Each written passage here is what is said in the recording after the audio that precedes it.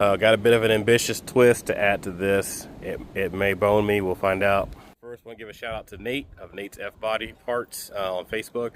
Had this UMI Performance 4L80 transmission mount that was only used for mock-up, 110 bucks shipped to me from him. So that's kind of how we've been rolling with this, kind of getting deals where we can get them, as cheap as we can get them, to try to make this happen as best as we can. I got a lead on a rear-wheel drive 4L80 that's supposed to be a good transmission, possibly rebuilt, for about 350 bucks, about 2 hours from here. So we'll look into that. Even though, yes, we do have an all-wheel drive, four-wheel drive version of it, but to have that torn down and converted, it's going to put me way out of budget. So if I can get a good one for, you know, 200-300 bucks, we'll go that route and trim it, throw it in the car, and see what we got.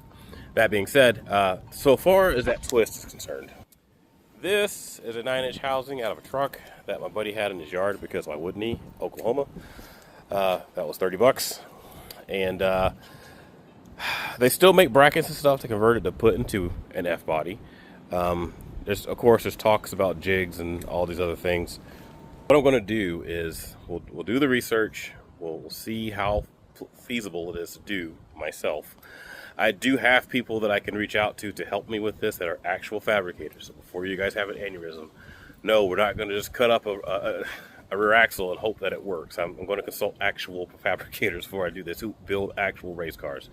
I have a friend of mine here in town who does it as his whole business model is building race car, who has done this modification before. So let me just put that out there. We're not dumb. We're going to seek proper help.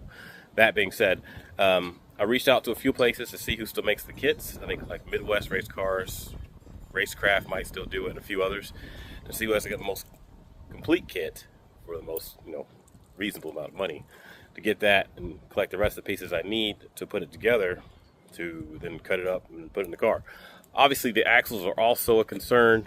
Not really, because they just need to be 31 spline and be the right length, and they'll go in there all the same, provided the bearings are the right size and all that. So we have that to look forward to as well. But I think, and I've been told, I talked to another gentleman earlier on Facebook who has done this on his own car. If you play your cards right and the stars align and all that stuff, it's possible to get this done for less than 500 bucks. We'll see how close we get. Worst case scenario, we'll run the V6 so it blows up, or find a, you know, decent 10 bolt or something. But so far, we got 30 bucks in it. We'll kind of see what we get. The rest are kind of collecting, so we'll go from there.